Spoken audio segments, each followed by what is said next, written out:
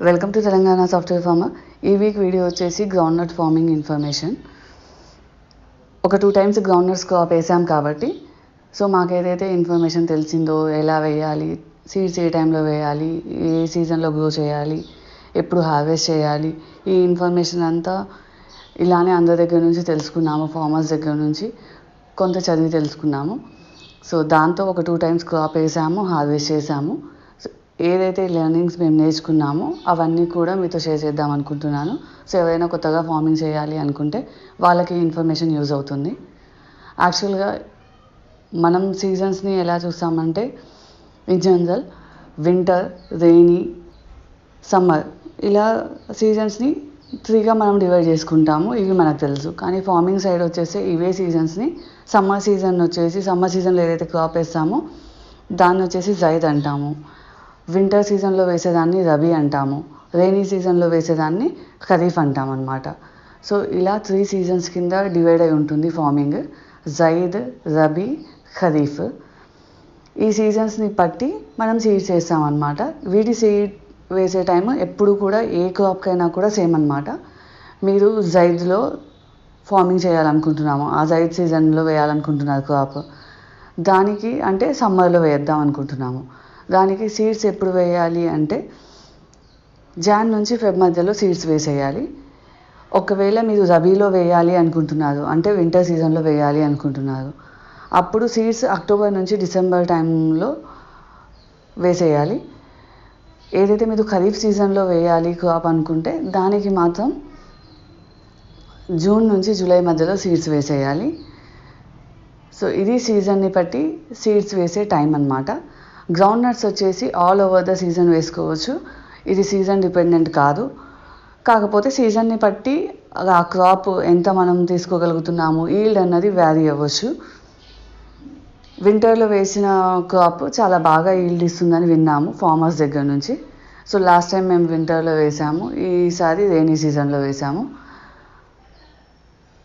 నాకు క్రాప్లో అంత డిఫరెన్స్, ఈల్డ్లో అంత డిఫరెన్స్ కనపడలేదు. అంటే క్రాప్ వచ్చేసి నాకు సేమే వచ్చినట్టు అనిపించింది. కాకపోతే రెయినీ సీజన్లో ఏమైందంటే కొంచెం ఇబ్బంది, హార్వెస్ట్ చేసేప్పుడు మేము ఎదుర్కొన్న ఇబ్బందులు మీరు లాస్ట్ వీక్ వీడియోలో చూసారు కదా. కరెక్ట్గా హార్వెస్ట్ చేసే టైంకి వర్షాలు పడ్డము, మొలకలు రావడము, హార్వెస్టింగ్ కొంచెం ఇబ్బంది అయిపోయింది రెయినీ సీజన్లో వేయడం వల్ల. అంతే తప్పించి క్రాప్ అయితే ఈల్డ్ బాగానే ఉంది 2 సీజన్స్లో కూడా. సో ఏదైతే గ్రౌండ్నట్స్ మనం వేయాలనుకుంటామో అది సాళ్ళలా చేసి ఆ సాళ్ళ మధ్యలో సీడ్స్ వేసుకుంటూ వెళ్తాం అన్నమాట. సో సీడ్స్ వేసిన తర్వాత ఈ ఏదైతే మధ్యలో గ్యాప్స్ ఉన్నాయో ఆ గ్యాప్స్ మధ్యలో మనం కలుపు రాకుండా చూసుకోవాలి. అది మీరు గురకతో ఇచ్చినా పర్లేదు, ఎడ్లతో లేకపోతే చేతితో కలిపి పీకించుకున్నా పర్లేదు, లేకపోతే మిషన్తో చేసుకున్నా పర్లేదు, కానీ ఆ గ్యాప్ అలా మెయింటైన్ చేయాలి. సాళ్ళలో వేసుకుంటూ వెళ్ళాలి, కలుపు నివారణ చేసుకోవాలి. సో సీడ్స్ వేసే ముందు ల్యాండ్ ప్రిపేర్ ఎలా చేసుకోవాలి అంటే మనం ఆవు పేడని వేసి ఒకసారి దున్నించుకుంటే అది స్ట్రెంత్ ఉంటుందన్నమాట. మనం న్యాచురల్గా ఫార్మింగ్ చేయాలనుకుంటున్నాం కాబట్టి మందులు ఏమి వేయం కాబట్టి భూమికి బలాన్ని ఇవ్వడానికి ఆవు పేడని వేసి ఒకసారి తోలిసుకుంటే భూమి బలంగా ఉంటుంది, ఆ నేల బలంగా ఉంటుంది. సో అందులో వేస్తే మంచి ఈల్డ్ వస్తుందన్నమాట. ఇది 90 days క్రాప్ అన్నమాట గ్రౌండ్నట్స్ అనేది. సో మనం రెయినీ సీజన్లో వేస్తే వాటర్ ఏమి ఇవ్వని అవసరం లేదు, వర్షాలే పడుతుంటాయి. లేదు వింటర్, సమ్మర్ సీజన్లో వేయాలి అనుకుంటే ఒక 6 తళ్ళు 60 రోజుల మధ్యలో ఇచ్చుకోవాలి. ఆ తర్వాత 90 daysకి మనం క్రాప్ని తీసుకోవచ్చు. మధ్యలో ఏవైనా చీడపీడలు పడతాయి అని అనుకుంటాము. కొంతమంది ఏం చేస్తారంటే నీమ్ పౌడర్ కూడా వేసి దున్నిస్తారు దున్నించేటప్పుడు. మేమైతే వేయలేదు నీమ్ పౌడర్. కాకపోతే నీమ్ ఆయిల్ 15 daysకి ఒకసారి మేము ఎలా అయితే పండ్ల మొక్కలకి స్ప్రే చేస్తామో వేసిన క్రాప్స్కి కూడా అలానే స్ప్రే చేసేవాళ్ళము. ఓకే, ఇప్పుడు ఎవరైనా గ్రౌండ్నట్స్ వేయాలి అనుకున్నారు, ఎంత సీడ్ పడుతుంది మరి మేము వేసే ప్లేస్కి అనుకుంటే అదొక క్యాలిక్యులేషన్ పెట్టుకోవాలి. ఎకరానికి వచ్చేసి 40 నుంచి 50 kg సీడ్స్ పడతాయి. ఇప్పుడు నేను మొత్తం ఎకరంలో గ్రౌండ్నట్స్ వేయలేదు, ఓన్లీ 10 గుంటల్లో వేశాను. ఈ లెక్క ప్రకారం నేను దాన్ని డివైడ్ చేసుకున్నాను. 1 acre = 40 గుంటాస్.